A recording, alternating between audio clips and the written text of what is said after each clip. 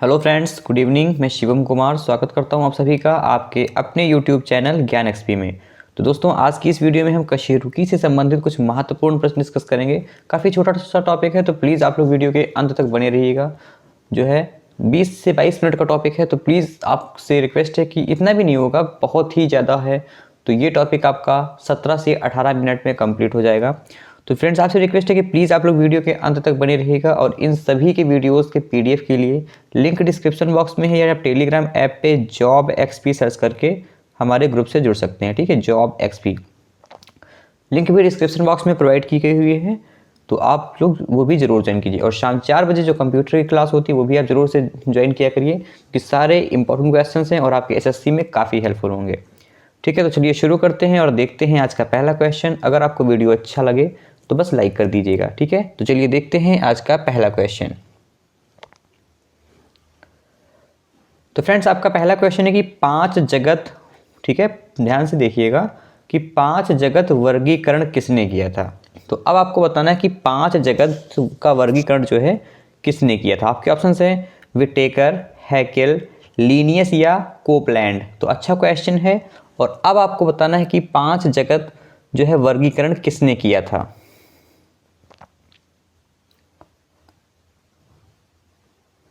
तो फ्रेंड्स, आपके इस क्वेश्चन का राइट आंसर अगर आपने चुना है ऑप्शन नंबर ए, यानी कि विटेकर। ठीक है, इनका पूरा नाम था R.H. विटेकर। ठीक है, इन्होंने जो है जीवधारियों को 5 जगत यानी कि 5 किंगडम में जो है विभाजित किया था। ठीक है, जीवधारियों को।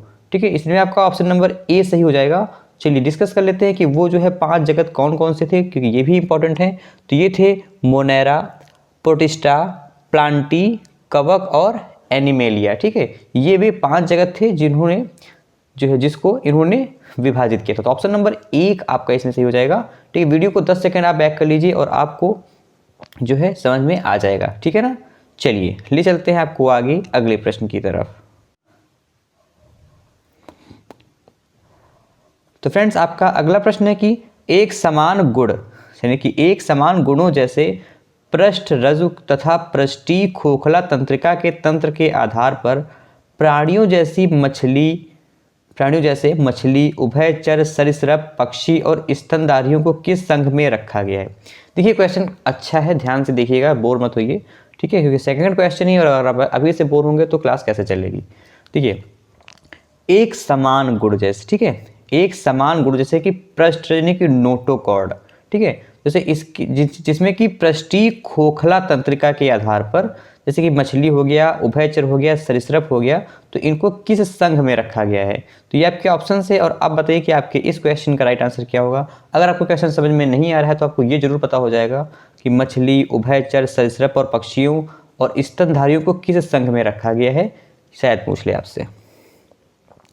तो फ्रेंड्स, आपके इस क्वेश्चन का राइट आंसर हो जाएगा ऑप्शन नंबर बी, कार्डेटा। ठीक है, इन्हें जो है कार्डेटा संघ में रखा गया। ठीक है, मछली, उभयचर, सरीसृप, पक्षी और स्तनधारियों को कार्डेटा संघ में रखा गया। Option number B is the right answer of this question. ठीक है, चलिए अगला प्रश्न। तो फ्रेंड्स, आपका अगला प्रश्न है कि सबसे बड़ा कोशिकीय जीव है। तो यीस्ट,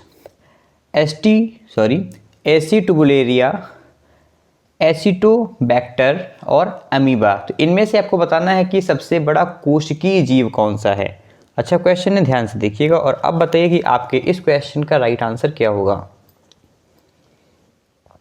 तो फ्रेंड्स, आपके इस क्वेश्चन का राइट आंसर हो जाएगा आपका ऑप्शन नंबर बी। ठीक है, एसिटेबुलेरिया। ठीक है, ये जो है सबसे बड़ा जो है कोशिकीय जीव है। ठीक है, और इसका जो है नाभिक सबसे बड़ा होता है। क्या सबसे नाभिक इसका सबसे बड़ा होता है। ऑप्शन नंबर बी आपका इसमें सही हो जाएगा। ठीक है, चलिए अगला प्रश्न आपका है। तो आपका अगला प्रश्न है कि मीसोडर्म यानी कि मध्य त्वचा। ठीक है, मीसोडर्म यानी कि मध्य त्वचा से आच्छादित शरीर गुहा को कहते हैं। तो सिंपल सा क्वेश्चन है और आपको बताना है कि मध्य त्वचा से आच्छादित शरीर गुहा को क्या कहते हैं। ये ऑप्शन हैं और आप बताइए कि आपके क्वेश्चन नंबर 4 का राइट आंसर क्या होगा। काफी सिंपल सा प्रश्न है, बस थोड़ा सा दिमाग लगाइए। तो फ्रेंड्स, आपके इस क्वेश्चन का राइट आंसर हो जाएगा आपका ऑप्शन नंबर ए। ठीक है, प्रगुहा। ऑप्शन नंबर एक आपका इसमें सही हो जाएगा प्रगुहा। ठीक है, मध्य त्वचा से आच्छादित शरीर गुहा को बोलते हैं प्रगुहा। Option number A is the right answer of this question. ठीक है, चलिए फ्रेंड्स, आपका अगला प्रश्न है कि सबसे बड़ा शावक कौन सा जानवर पैदा करता है। तो ये क्वेश्चन जो है ये ये जो टॉपिक है, तो आपको ऐसे क्वेश्चन मिलेंगे और ये जो क्वेश्चन है वो ऐसी कशेरुकी जो कि हमारा टॉपिक है इसी पे बेस्ड है, तो आप लोग थोड़ा सा बोर मत होइएगा। ज़्यादा बड़ा टॉपिक नहीं है, मैंने पहले स्टार्टिंग में ही बता दिया था। और इसके पीडीएफ के लिए आप जॉब एक्सपी सर्च कर सकते हैं। ठीक है, जॉब एक्सपी पे आपको इन सभी के पीडीएफ मिल जाएंगे टेलीग्राम ऐप पे, JOBXP। ठीक है, एस मत लिखिएगा। तो बताइए कि सबसे बड़ा शावक कौन सा जानवर पैदा करता है। तो वेरी गुड फ्रेंड्स, और अगर आपने चुना है ऑप्शन नंबर डी नीली व्हेल यानी कि ब्लू व्हेल, तो बिल्कुल राइट आंसर है आपका। ब्लू व्हेल सबसे बड़ा शावक पैदा करता है। और इसकी लंबाई, चलिए इसके बारे में थोड़ा डिस्कस कर लेते हैं। देखिए, सबसे बड़ा शावक यानी कि जो बच्चा होता है वो पैदा करता है नीली व्हेल यानी कि ब्लू व्हेल, और इसकी लंबाई होती है 24 फीट। ठीक है, इसकी लेंथ होती है 24 फीट। ये आपको सब कुछ पीडीएफ में मिल जाएगा। ठीक है, लेंथ होती है इसकी 24 फीट। ठीक है, और वेल की लंबाई कितनी होती है, तो अगर बात करें इसकी वेल की लंबाई की, तो ये जिसकी जो 100 फीट से भी अधिक होती है। ठीक है, 100 प्लस होती है। तो option number D is the right answer. चलिए, आपका अगला प्रश्न है कि निम्न में से विषम मद कौन सी है। तो इनमें से कुछ मछलियों के नाम हैं और कुछ जो है इनमें से कुछ एक विभिन्न है। तो बताइए कि कौन जो है सबसे विभिन्न है इन सभी में।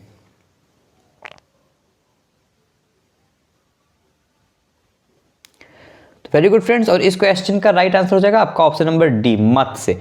मत्स्य जो है क्या है, देखिए जो ये व्हेल है, शिशुंकु हैं, सॉरी शिशुंकुक हैं, ठीक है, और चमगादड़ है, ये जो है सभी स्तनधारी वर्ग के हैं। ठीक है, कौन से वर्ग के, तो ये जो तीनों हैं ये सभी हैं स्तनधारी वर्ग के। ठीक है, और जबकि जो मत्स्य है ये जो है सबसे पृथक है, कि सबसे अलग है। और ये जो व्हेल है ना, ये ऑप्शन नंबर एक, ये जो व्हेल है ये जो है सबसे बड़ी स्तनधारी है। ठीक है, ये इंपॉर्टेंट है, याद रखिएगा। तो आपके इस प्रश्न का राइट आंसर हो जाएगा ऑप्शन नंबर डी। ठीक है, चलिए देखते हैं अगला प्रश्न। तो आपका अगला प्रश्न है कि निम्नलिखित में से विशालतम स्तनधारी कौन सा है। तो अभी मैंने डिस्कस कर लिया है कि सबसे विशालतम स्तनधारी कौन सा है, तो वो है व्हेल। ठीक है, ऑप्शन नंबर बी आपका इस प्रश्न के लिए बिल्कुल सही उत्तर हो जाएगा, व्हेल। ठीक है, और ये जो है स्तनधारी वर्ग में आता है, ये भी आपको याद रखना है। तो option number B is the right answer of this question. सबसे बड़ा शावक भी यही पैदा करता है, ये भी अभी डिस्कस किया गया है। ठीक है, तो चलिए देखते हैं अगला प्रश्न। तो फ्रेंड्स, आपका अगला प्रश्न है कि निम्नलिखित में से विशालतम स्थलचर वन्य प्राणी कौन सा है। तो अच्छा क्वेश्चन है कि स्थल पर रहने वाला सबसे बड़ा वन्य प्राणी कौन सा है। ये ऑप्शंस हैं, और अब बताइए कि आपके क्वेश्चन नंबर 9 का राइट आंसर क्या होगा। तो फ्रेंड्स, आपके इस क्वेश्चन का राइट आंसर हो जाएगा आपका ऑप्शन नंबर बी यानी कि अफ्रीकी हाथी। ठीक है, अफ्रीकी हाथी सबसे बड़ा स्थलचर वन्य प्राणी है। ठीक है, इसकी लंबाई की अगर हम बात करें तो इसकी जो लेंथ होती है वो होती है 3 मीटर। ठीक है, 3 मीटर होती है, और इसका जो वेट होता है, इसके हम वेट की बात करें तो इसका वेट होता है 6 टन से भी अधिक। ठीक है, तो आई थिंक आप क्लियर हो गया होगा। तो आपके इस क्वेश्चन का राइट आंसर हो जाएगा आपका ऑप्शन नंबर बी। ठीक है, 3 से ज़्यादा होती है, एग्जैक्ट 3 नहीं होती। ठीक है, 3.45 होती है आई थिंक, देख लीजिएगा। ठीक है, option number C is the option number B is the right answer. दोस्तों प्लीज़ आप लोग एक बार वीडियो को शेयर कर दीजिए, प्लीज़ फ्रेंड्स वीडियो को शेयर कर दीजिए आप लोग। चलिए देखते हैं अगला प्रश्न।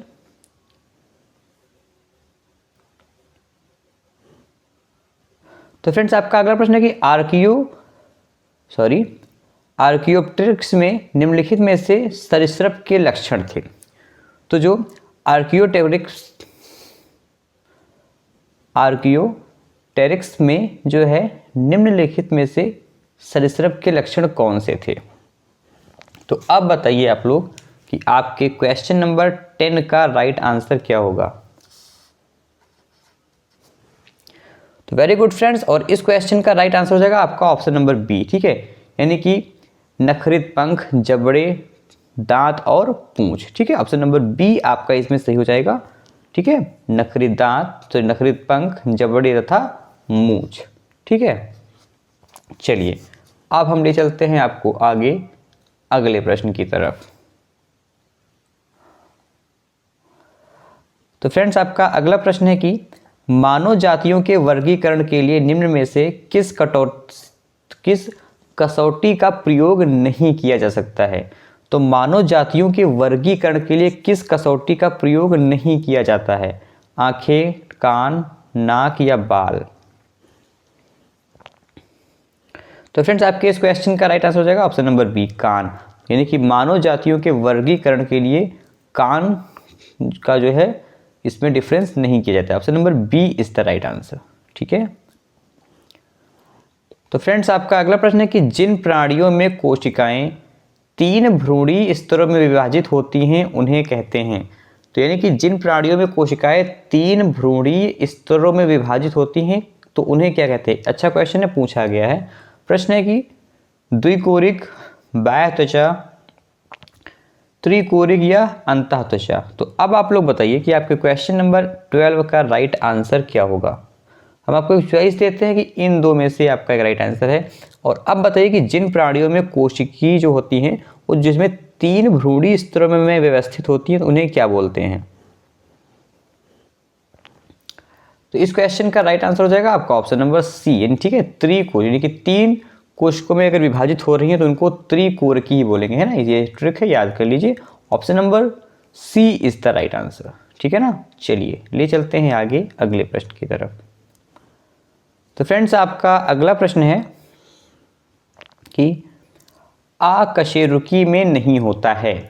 तो अकशेरुकी में नहीं होता है, टॉपिक है कशेरुकी। और अब बताइए कि अकशेरुकी में क्या नहीं होता है?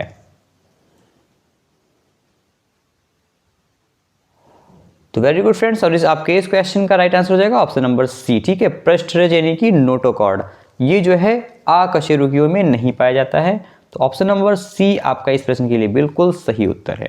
ठीक है, तो दोस्तों, आपका अगला प्रश्न है कि लंगफिश किसके बीच का एक लिंक है। देखिए फ्रेंड्स, ये क्वेश्चन में थोड़ा डाउट है। इन जो ऑप्शंस हैं इसमें थोड़ा मिथ है। देखिए, ये जो ऑप्शंस में से आपका पहली बात तो कोई भी सही नहीं होगा, आप लोग बेकार में ऑप्शंस ना देखिए। चलिए, अगर हम बात करें इस क्वेश्चन के राइट आंसर की, तो जो लंगफिश होता है, ठीक है, ये जो है मछलियों और उभयचर, ठीक है, यानी कि मछलियों और उभयचर की है। लिख देता हूं मैं,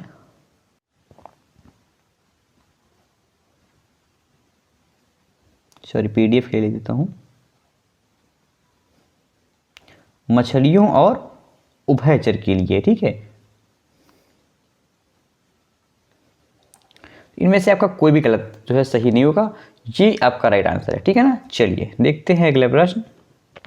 देखिए कितना इंपॉर्टेंट क्वेश्चन है, कई बार पूछा गया है कि पृथ्वी पर विशालतम जीवित पक्षी कौन सा है। ये क्वेश्चन तो बहुत इजी है। और अब आप लोग बताइए कि पृथ्वी पर विशालतम यानी कि पृथ्वी पर सबसे बड़ा जीवित पक्षी कौन सा है। तो काफी सिंपल सा प्रश्न था फ्रेंड्स, और आपके इस क्वेश्चन का राइट आंसर हो जाएगा ऑप्शन नंबर बी, शुतुरमुर्ग। ठीक है, ऑस्ट्रिच, ये जो है पृथ्वी पर सबसे बड़ा जीवित पक्षी है और यह जो है अफ्रीका में पाया जाता है। इसकी जो है क्वालिटीज़ क्या होती है कि यह उड़ने में, मतलब इसको उड़ना नहीं आता है, ठीक है, और ये जो है तेज दौड़ने वाला पक्षी है। तो option number B is the right answer. ठीक है, चलिए अगर हम लोगों ने कर लिया जो सबसे बड़े पक्षी की, तो अब आप लोग ये भी बता दीजिए कि सबसे बड़ा पक्षी निम्न में से कौन सा होता है। तो चलिए बताइए। तो फ्रेंड्स, आपके इस क्वेश्चन का राइट आंसर हो जाएगा ऑप्शन नंबर सी, गुंजन पक्षी। जो गुंजन पक्षी होता है ये जो है सबसे छोटा पक्षी होता है। ऑप्शन नंबर सी आपका इस प्रश्न के लिए बिल्कुल सही उत्तर हो जाएगा, गुंजन पक्षी। ठीक है, चलिए ले चलते हैं आपको आगे अगले प्रश्न की तरफ। इसकी क्वालिटी ये होती है कि पीछे की तरफ उड़ता है। ठीक है, ये इसकी क्वालिटी होती है, कभी पूछ लेता है। ठीक है, देख लीजिएगा। ऑप्शन नंबर सी आपका इस प्रश्न के लिए बिल्कुल सही उत्तर है। चलिए फ्रेंड्स, आपका अगला प्रश्न है कि वह एकमात्र पक्षी कौन सा है जो पीछे की ओर उड़ता है। देखिए क्वेश्चन अभी मैंने आपको पिछले भी क्वेश्चन में इसको बता दिया है, इसीलिए आपसे रिक्वेस्ट करता हूँ कि आप लोग प्लीज़ पूरा वीडियो देखा करिए, ठीक है, क्योंकि बहुत कुछ सीखने को मिलेगा आपको यहाँ से, ठीक है। एक अपडेट है आप लोगों के लिए कि हमारा ऐप जो है ज्ञान XP वो जल्द ही आ रहा है, ठीक है, ज्ञान XP ऐप, ठीक है। तो उस जो है ऐप में आपको CCC से लेके, ठीक है, O लेवल, ठीक है, O लेवल तक, ठीक है, और SSC NTPC group D Delhi head police जितने भी पेपर होंगे तो उन सभी को हम लोग जो है हम आपके लिए उसमें मॉक टेस्ट प्रोवाइड करेंगे, ठीक है, कुछ फ्री ऑफ कॉस्ट होंगे, ठीक है। तो ये जो है आप लोग वो टेस्ट जरूर ज्वाइन कीजिएगा। जल्द ही हमारा ज्ञान XP ऐप आ रहा है, ये अपडेट है आप लोगों के लिए, तो आप लोग उसको भी सपोर्ट कीजिएगा, ठीक है। तो आपके इस क्वेश्चन का राइट आंसर हो जाएगा ऑप्शन नंबर D, गुंजन पक्षी, ठीक है। चलिए अगला प्रश्न देखते हैं। तो फ्रेंड्स आपका अगला प्रश्न है कि खरगोश द्वारा पिछले अंगों से, ठीक है, तो आपका प्रश्न है कि मैंने प्रश्न दिया था, फिर से पढ़ता हूं कि खरगोश द्वारा पिछले अंगों से जमीन पर प्रहार करना किससे संबंध व्यवहार है। देखिए खरगोश द्वारा अपने पिछले अंगों से जमीन पर प्रहार करना किससे संबंध व्यवहार है, ये आपके ऑप्शन हैं और आप बताइए। तो वेरी गुड फ्रेंड्स, और आपके इस क्वेश्चन का राइट आंसर हो जाएगा आपका ऑप्शन नंबर B, सदस्यों को चेतावनी का संकेत। कि जब खरगोश अपने आसपास संकट या खतरे को महसूस करता है ना, तो वह अपने पिछले पैरों को, ठीक है, पिछले पैरों को जमीन पर पटकने लगता है, ठीक है, यानी अपने पिछले पैरों से जमीन पर प्रहार करने लगता है, ठीक है। तो यह व्यवहार यानी कि ये जो इसका नेचर में डिफरेंस आता है, ठीक है, सॉरी थोड़ा हेल्थ का इशू है, ठीक है। तो ये जो उसके बिहेवियर में जो परिवर्तन देखने को मिलता है, ये इसलिए होता है कि वो जो अपने मेंबर्स होते हैं उनको वार्न करता है, ठीक है। तो इसलिए आपका ऑप्शन नंबर B बिल्कुल सही आंसर हो जाएगा। चलिए आपका अगला प्रश्न है कि जल में तैरने वाले पक्षियों में क्या विशेषता होती है। तो जो पक्षी जो है जल में तैरते हैं, स्विमिंग करते हैं, तो उनकी विशेषता क्या होती है, उनमें उनकी बॉडी स्ट्रक्चर में जो है, मतलब उसकी जो उनके शरीर की संरचना होती है, बॉडी स्ट्रक्चर, तो उसमें जो है उसकी क्वालिटी क्या होती है। देखिए फ्रेंड्स, उनकी ये क्वालिटी होती है जलायुक्त पैर, ठीक है, ये इनकी क्वालिटी होती है। ऑप्शन नंबर A आपका इस प्रश्न के लिए बिल्कुल सही उत्तर हो जाएगा, जलायुक्त पैर। और जल में पक्षी कौन से तैरते हैं, जैसे बतख हो गया, राजहंस हो गया, ये जो है पानी में तैरते हैं। तो option number A is the right answer, ठीक है। चलिए अब आपका अगला प्रश्न है कि कपोत दुग्ध कौन उत्पन्न करता है, ठीक है। कपोत दुग्ध जो है कौन उत्पन्न करता है, ठीक है। यह एक स्राव होता है जो कि बिल्कुल दूध के समान होता है, तो ये इसे बोलते हैं कपोत दुग्ध। तो ये उत्पन्न जो है किसके द्वारा किया जाता है। तो फ्रेंड्स ये जो है पक्षियों के द्वारा उत्पन्न किया जाता है, लेकिन पक्षियों में जो है मुख्यतः जो है कबूतरों द्वारा, ठीक है, ये भी इंपॉर्टेंट देख लीजिए। पक्षियों में भी मेन उसे कबूतरों द्वारा ही उत्पन्न किया जाता है। ऑप्शन नंबर B आपका इस प्रश्न के लिए बिल्कुल सही उत्तर है। दोस्तों अगर आपको जानकारी अच्छी लग रही हो, वीडियो अच्छी लगी, तो प्लीज़ एक बार वीडियो को लाइक और शेयर कर दीजिए, क्योंकि इस चीज़ में आप कंजूसी ना किया करिए, ठीक है। चलिए तो दोस्तों डियर फ्रेंड्स, आपका इस क्वेश्चन का राइट आंसर होगा ऑप्शन नंबर B।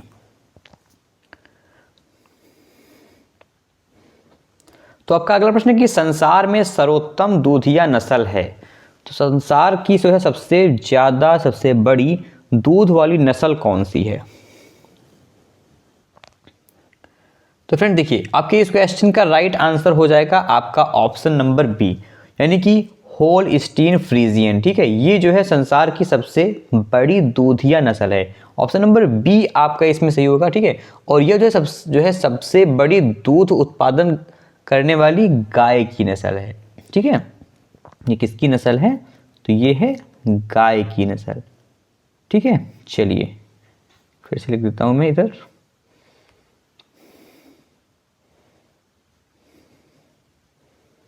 ठीक है, ये आपको PDF में सब कुछ मिल जाएगा। तो चलिए फ्रेंड्स, आपके इस क्वेश्चन का राइट आंसर होगा ऑप्शन नंबर B। तो फ्रेंड्स आपका अगला प्रश्न है कि शाब्दिनी यानी कि साइरिंग्स किस में वाक यंत्र है। तो शाब्दिनी यानी कि साइरिंग्स, तो ये किस में जो है वाद्य यंत्र है, वाक यंत्र। उभयचर सरीसृप पक्षी या स्तनी। तो फ्रेंड्स ये जो है जब टॉपिक ही यही है, ठीक है, पक्षियों से संबंधित, तो ये जो है वाक्यांश किसमें, पक्षियों में। ऑप्शन नंबर सी आपका इस प्रश्न के लिए बिल्कुल सही उत्तर हो जाएगा, पक्षी। ठीक है, तो फ्रेंड्स आपका अगला प्रश्न आपके सामने है। प्रश्न है कि कॉर्ड निम्न में से किसकी किस्म है। तो कॉर्ड जो है किसकी किस्म है, बकरी, मछली, फसल या प्रवाल या कोरल। तो फ्रेंड्स आपके इस क्वेश्चन का राइट आंसर हो जाएगा आपका ऑप्शन नंबर बी, मछली। जो कॉर्ड है ये जो है मछली की किस्म है, याद रखिएगा, इंपॉर्टेंट है। Option number B is the right answer. ठीक है, तो फ्रेंड्स आज की वीडियो में इतना ही। दोस्तों मैं शिवम कुमार विदा लेता हूं आपसे, मिलता हूं कल आपसे। तो फ्रेंड्स आज की वीडियो में इतना ही। अगर आपको वीडियो अच्छी लगी हो, हेल्पफुल लगी हो, जानकारी अच्छी लगी हो, तो वीडियो को लाइक और शेयर करके जाइए। तो फ्रेंड्स प्लीज़ आप सभी लोग वीडियो को लाइक और शेयर करके जाइए। तब तक के लिए अपना ख्याल रखिए। Take care, good night friends.